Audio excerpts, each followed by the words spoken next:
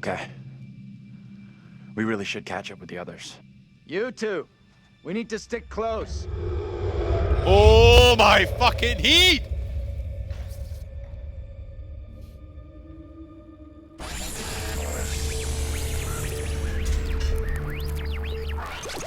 Well, here we are yet again for another one of my videos. And if you didn't know that, then I'm not sure you should be watching this because you don't have the IQ to know that you're watching a video.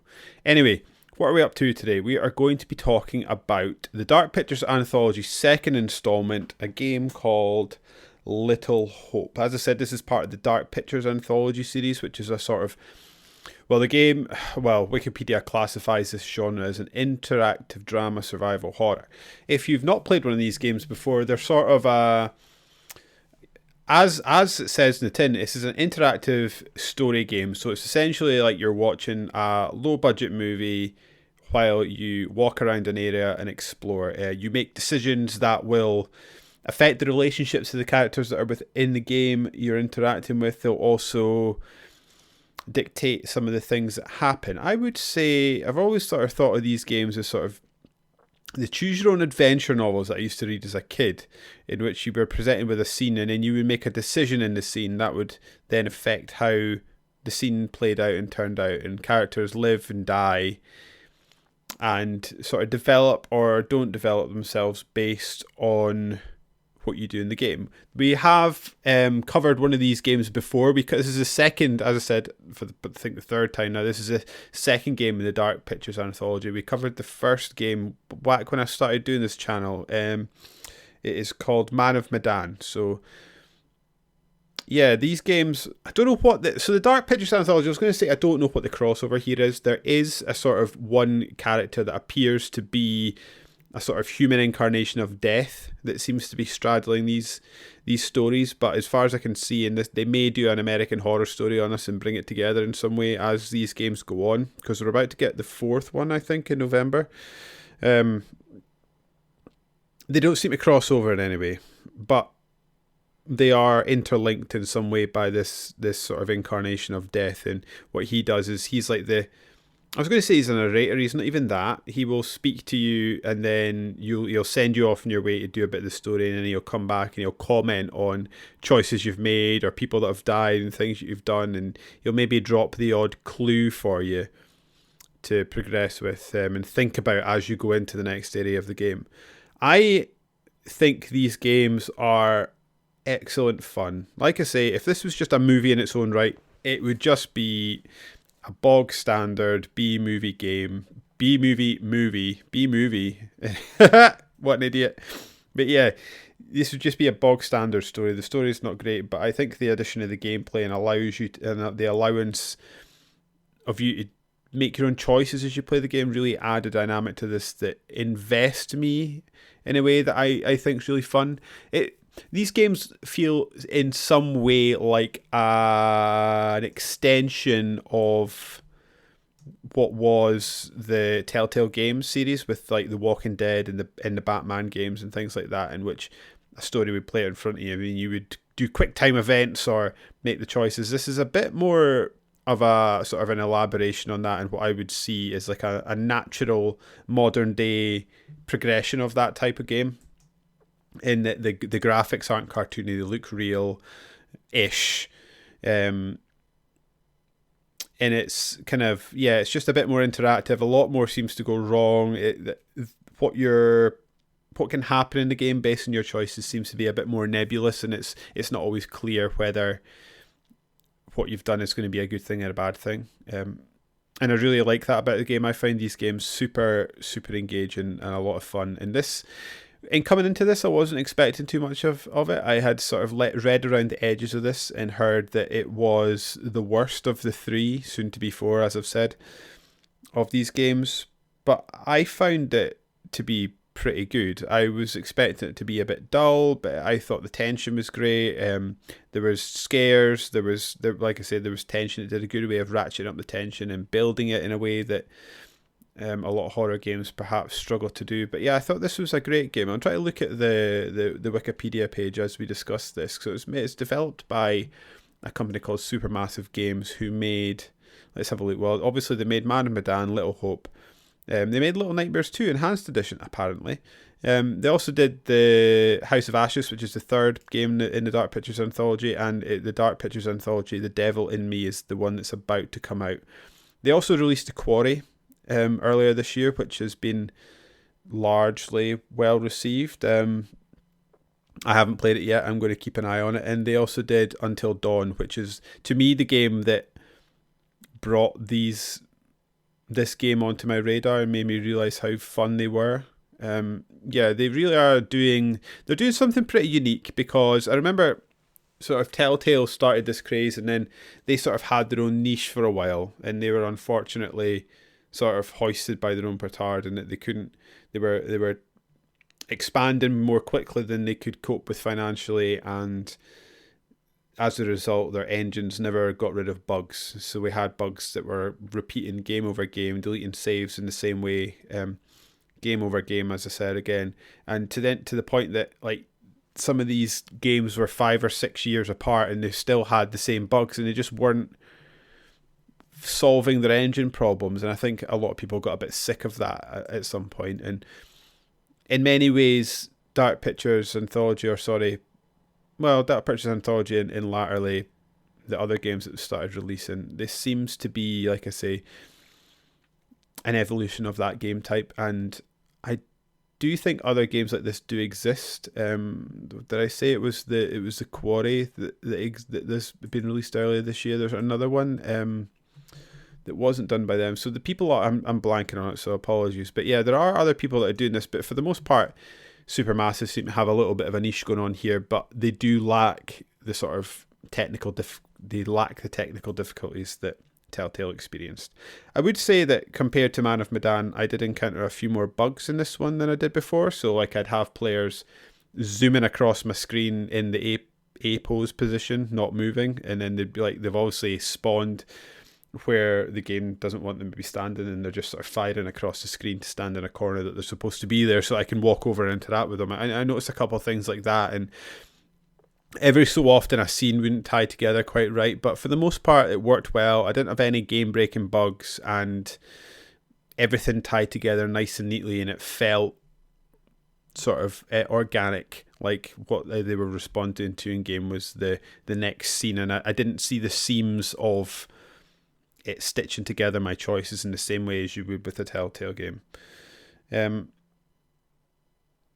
gameplay for this, as I've said, is you take on the characters. Well, let's do the plot first, and then we'll discuss the gameplay. The plot takes place around this town called Little Hope, and in the story, I wonder if it's supposed to be a bit of an extension of, or a reimagination of, Salem, the little town that experienced all the witch trials in the United States, because you start the game and you're in a house, and it's a family that's in this house, and it appears that not all is well and not all is right in the family, and that there's a lot of tension. The dad suggests he's perhaps got a drink problem.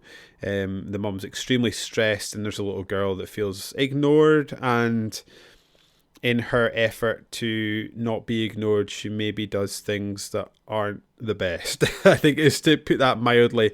And you take over this character, or this family, as these things are sort of unfolding. You oversee an argument between the parents, and then the siblings are all interacting with one another. A sister comes home from either work or a date, it's not quite clear. And the house catches fire, and it seems that everyone may die in the house fire, and then it cuts in brutal fashion, almost like Final Destination style, a lot of the deaths, by the way.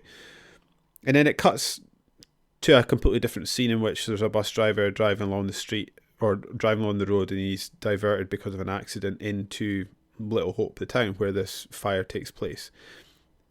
In doing so, he unfortunately almost runs someone over and crashes the bus. And then the gameplay in earnest starts, in which you take on the role of 5 characters as you sort of maneuver your way through Little Hope, trying to find help in your way out of the town.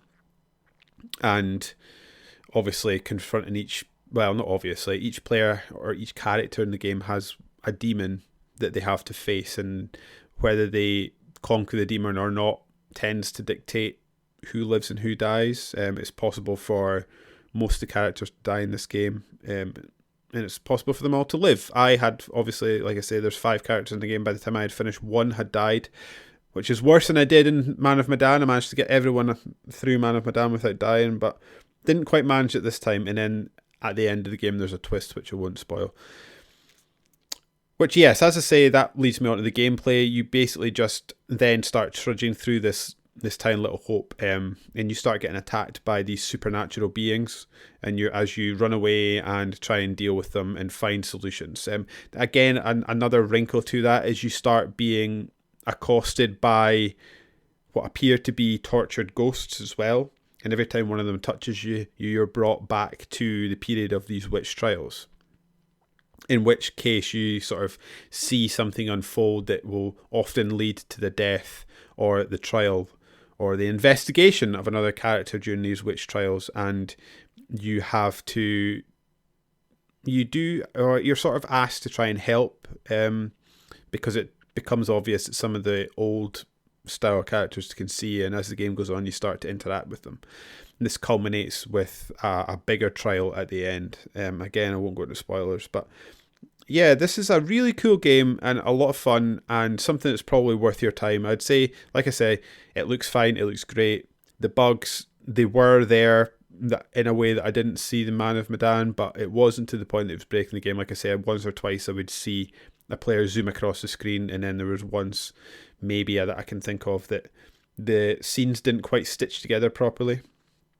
But apart from that, for the most part, it was pretty seamless, and it worked. I feel like there was any danger of my saves being saved over. There was a couple of times when I would play the Telltale games back years ago when it was in Walking Dead, and I would make a decision, and then come the end of the game, it would react as if I had made a completely different decision, which I find extremely frustrating. None of that happens in this. I guess they have the benefit so far of not being able to, and not having to tie together game to game.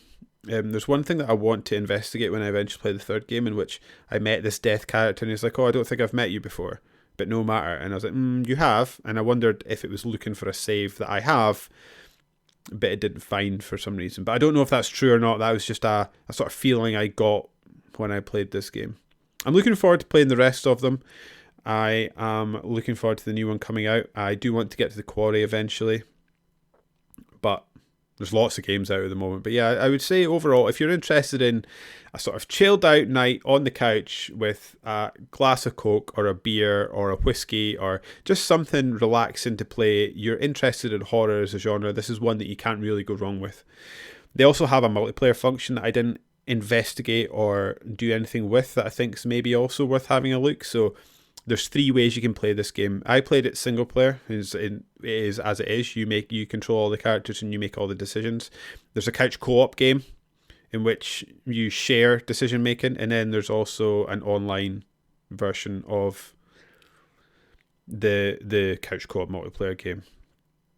Not sure how those 2 work out, so you have to go find another video, I'm afraid, if you want to know about that. But the single player works, it's fun, and I really cannot recommend these games enough for what they are. Like I say, they're not going to redefine the video game industry. They're just sort of fun and easy and interesting, and just a bit of light-hearted fun. Interesting thing that I was looking at before is, I'm going to have to Google it now. So